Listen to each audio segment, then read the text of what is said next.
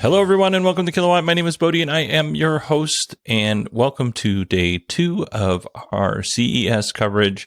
Today is January 6th, and we have a very short show for you today. I promised that it would be much shorter than yesterday, and I'm going to come through on that promise.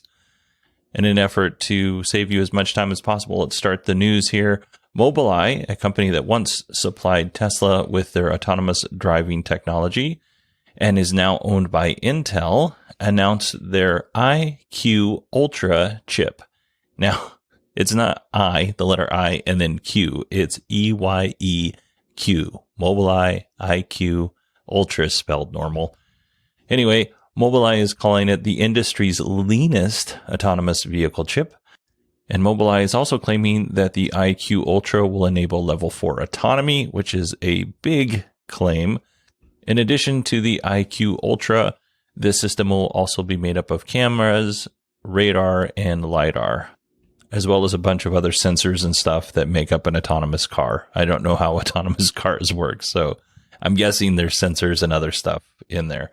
I'm a big proponent of companies using different tactics to try and achieve the same goal. Like, I think that it's awesome that Tesla is just going to use the cameras, Tesla Vision, that's it. But I want other companies to try different things. So I'm really excited that Mobileye is incorporating the radar and the LiDAR into their system, because who knows, that might actually be what gets them to level 4, and maybe Tesla will take a little bit longer, or maybe it'll just blow up in Mobileye's face and cost a bunch of money. We don't know, but I want these companies to go out there and try new technologies and different approaches so that eventually we will land on a level of 5 autonomy, and I could, take a nap while I'm driving to Vegas or whatever. Now, this chip isn't coming out anytime soon. It should reach production by 2025. Mobileye did this big presentation at CES, and I toyed with cutting up the presentation for this show, but we're still like 3 years away, and a lot of stuff can change in 3 years, so I decided not to, but we're going to keep an eye on it for sure. VW announced today that they will unveil the ID.BuzzGigaNevada on March 9th, 2022. If you don't know, the ID.BuzzGigaNevada is the modern take on the VW microbus from the 50s and 60s. I am so excited about this. I've mentioned this before on the show, but when I was in high school, my buddy Jamie's mom bought him a microbus because it was so slow. She figured it would be safe. And it turns out it was slow, but we did a lot of stupid things in that microbus, and I have a lot of fond memories of riding around in it. Anyway, that's a discussion for a different time. VW didn't give us a lot of details on what they were going to announce and specifics about the ID.BuzzGigaNevada, but that makes sense, because why would you give us a bunch of information 2 months before your big reveal? It just doesn't make a lot of sense. But I can tell you this, that we are definitely going to cover it on this show. We just need to wait 2 more months, March 9th. Let's get to the Tesla news. TracksTrue will start incorporating recycled battery components from Redwood Materials. Redwood Materials is a battery recycling company founded by J.B. Straubel, Tesla's former CTO.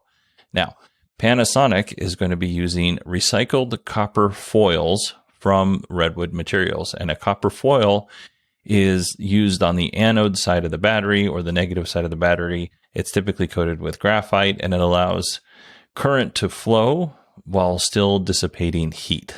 Now, please don't ask me any follow-up questions on copper foils, because I won't be able to answer them.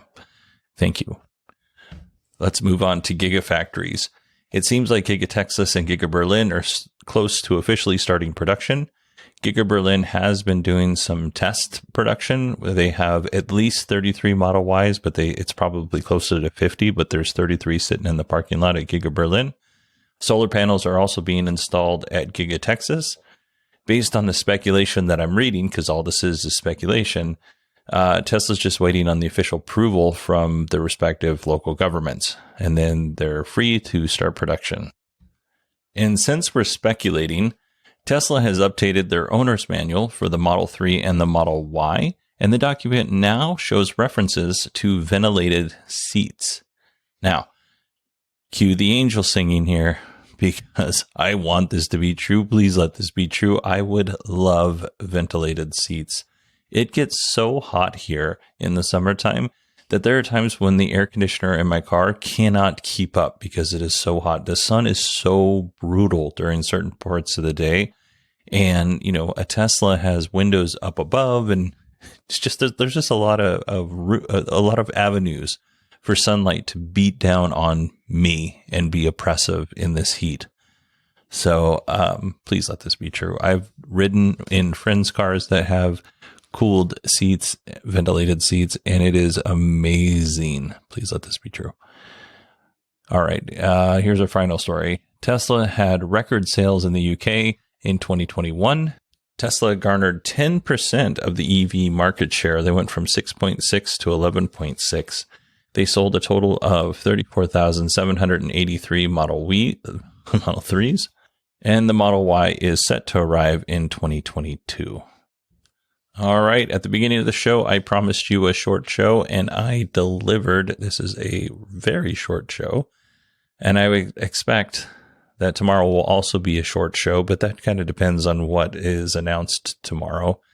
But it's the last day of CES, so I can't imagine much is going to be announced on the last day of the conference.